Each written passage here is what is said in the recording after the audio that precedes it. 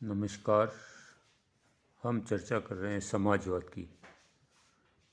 समाजवाद शब्द का सबसे पहले प्रयोग 1827 ईस्वी में रॉबर्ट ओवन के विचारों का प्रचार करने के लिए स्थापित पत्रिका ओ नाइट कोऑपरेटिव में व्यक्तिवादी और उदारवादी विचारों के विरुद्ध भावों को प्रदर्शित करने के लिए किया गया। समाजवाद एक अत्यंत अनिश्चित विचारधारा है। आज के युग में समाजवाद एक लोकप्रिय विचारधारा है और इसी के कारण इसने बहुत अधिक अनिश्चितता का रूप प्राप्त कर लिया है।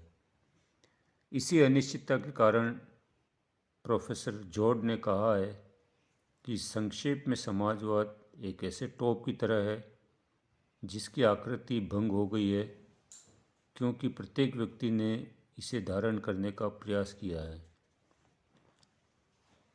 इसकी अनिश्चितता के कुछ प्रमुख कारण का जिक्र किया जा सकता है।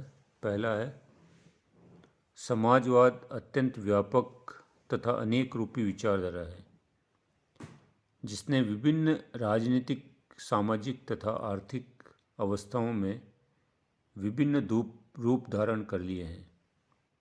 लाभ हानि को परस्पर बांटने की बात को लेकर राज्य को अधिकतम कार्य सौंपने की सभी बातें समाजवाद के अंतर्गत आ जाती है। दूसरा, यह राजनीतिक विचारधारा के साथ आर्थिक विचारधारा भी है। प्रोफेसर जॉर्ज के अनुसार समाजवादी दर्शन को पूर्णतया राजनीतिक समझ लेना त्रुटि होगी। समाजवादी दर्शन में आर्थिक और राजनीतिक तत्व इस प्रकार गूंथे हुए हैं कि इस विचारधारा का स्पष्टतापूर्वक अध्ययन करना अत्यंत कठिन हो जाता है। कुछ के द्वारा इसका विवेचन आर्थिक दृष्टि से किया गया है और कुछ के द्वारा इसका राजनीतिक दृष्टि से। तीसरा, किसी एक निश्चित रूप का निर्धारण असंभव। समाजवाद विचारधारा की इतनी अधिक धाराएं, उपधाराएं निकल चुकी है और निकलती जा रही है कि इसका एक निश्चित रूप निर्धारण करना लगभग असंभव है। एक लेखक समाजवाद उस बहुसिर वाले जंतु की तरह है जिसका जितनी देर में एक सिर भी नहीं कट पाता उतनी ही देर में एक नया सिर उसके स्थान पर निकल आता है। चौथा, यह राजनीतिक विचारधारा ही नहीं, एक आंदोलन भी है। समाजवाद एक राजनीतिक विचारधारा और दर्शन ही नहीं वरन एक आंदोलन भी है। इस आंदोलन की भी कोई एक निश्चित दिशा होने के स्थान पर विश्व के विभिन्न क्षेत्रों में यह विविध रूपों में है। कहीं पर यह शांतिपूर्ण आंदोलन के रूप में है तो कहीं पर हिंसक आंदोलन के रूप में।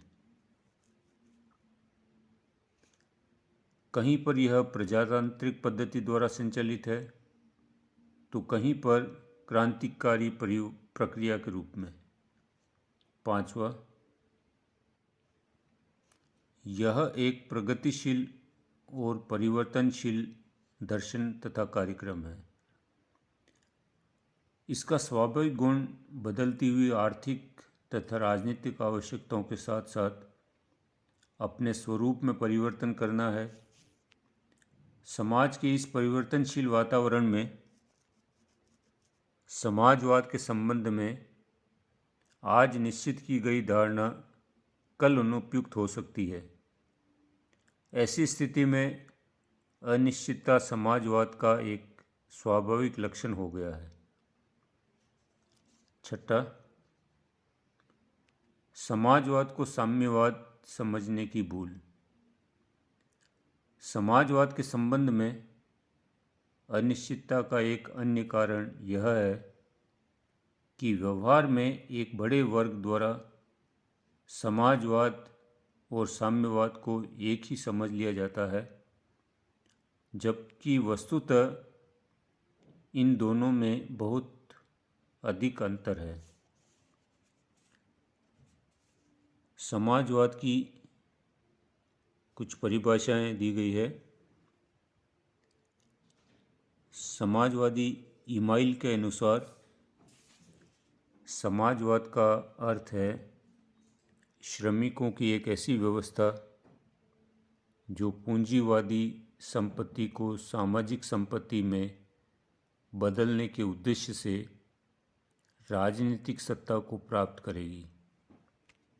कोकर के अनुसार समाजवाद का अभिप्राय संपत्ति के सभी आधारभूत साधनों पर नियंत्रण से है। यह नियंत्रण समाजवाद के किसी एक वर्ग द्वारा न होकर स्वयं समाज के द्वारा होगा और धीरे धीरे व्यवस्थित ढंग से स्थापित किया जाएगा।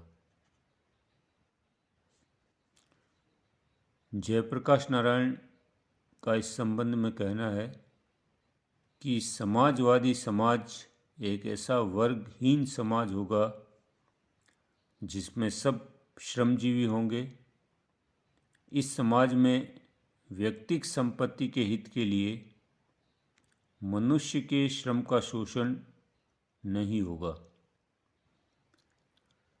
इस समाज की सारी संपत्ति सच्चे अर्थों में राष्ट्रीय अथवा सार्वजनिक संपत्ति होगी तथा अनार्जित आय और आय संबंधी भीषण असमानताएं सदैव के लिए समाप्त हो जाएगी। धन्यवाद।